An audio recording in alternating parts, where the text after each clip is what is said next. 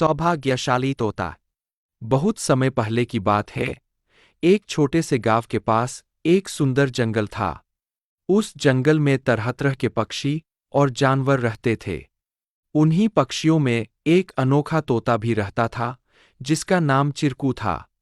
चिरकू को लोग सौभाग्यशाली तोता के नाम से जानते थे, क्योंकि जहां भी वह जाता, वहां कोई न कोई चमत्कार हो जाता या किसी की किस्मत बदल जाती। गांव के लोग मानते थे कि अगर चिरकू उनके घर आ जाए, तो उनके जीवन में सुख और समृद्धि आ जाती है। चिरकू हमेशा खुश रहता और अपनी मधुर आवाज में गाने गाता।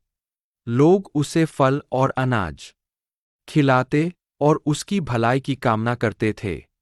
चिरकू भी गांव के लोगों से बहुत प्यार करता था और जहां भी जाता, खुशियां बांटता। एक दिन गांव में एक गरीब किसान, जिसका नाम रघु था, बहुत परेशान था। उसकी फसलें बर्बाद हो गई थीं और उसके पास खाने को भी कुछ नहीं था। वह दिन-रात मेहनत करता, लेकिन किस्मत उसका साथ नहीं दे रही थी। एक दिन रघु ने गांव के लोगों से चिरकू के बारे में सुना और सोचा कि शायद यह सौभाग्यशाली तोता उसकी भी मदद कर सकता है। रघु ने तय किया कि वह चिरकू से मिलकर अपनी किस्मत बदलने की विनती करेगा। अगले दिन वह जंगल की ओर चल पड़ा और चिरकू को खोजने लगा। बहुत ढूंढने के बाद उसे चिरकू एक पेड़ की डाल पर बैठे हुए मिला। रघु ने बड़े ही आदर के साथ कहा। चिरकू ने रघु की बातें ध्यान से सुनी और उसकी आंखों में दया उमड़ आई। चिरकू ने अपनी चोंच में एक छोटी सी चमकती हुई पत्ती उठाई और रघु को देते हुए कहा, यह जादुई पत्ती है। इसे अपनी जेब में रख लो और जब तुम अपने खेत में काम करने जाओ, तो यह पत्ती तुम्हारी किस्मत बदल देगी। रघु ने धन्यवाद कहा और वह पत्ती लेकर अपने घर लौट आया। अगले दिन वह अपने खेत में काम करने के लिए गया। जैसे ही उसने खेत में जुताई शुरू की, अचानक से बारिश होने लगी।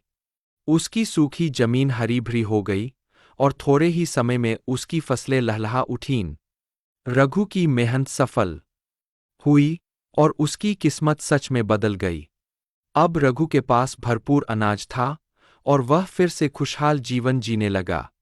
उसने गांव के लोगों को चिरकू की बुद्धिमानी और उसके द्वारा दी गई जादुई पत्ती के बारे में बताया। सभी लोग चिरकू की प्रशंसा करने लगे और उसे और भी अधिक प्यार देने लगे। लेकिन चिरकू ने रघु को एक बात कही थी। याद रखना, यह पत्ती सिर्फ तुम्हारी मेहनत का साथ देगी। अगर तुम मेहनत करना छोड़ दोगे, तो यह भी अपना जादू खो देगी। रघु ने चिरकू की बात समझ ली और कड़ी मेहनत जारी रखी। धीरे धीरे उसकी स्थिति पहले से बहुत बेहतर हो गई।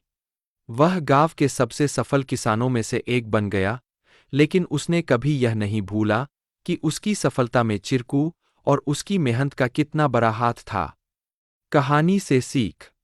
इस कहानी से हमें यह सीख मिलती है कि किस्मत भी उन्हीं का साथ देती है, जो खुद मेहनत करते हैं। सौभाग्य और अवसर तभी काम आते हैं, जब हम अपने प्रयासों से उन्हें सही दिशा देते हैं।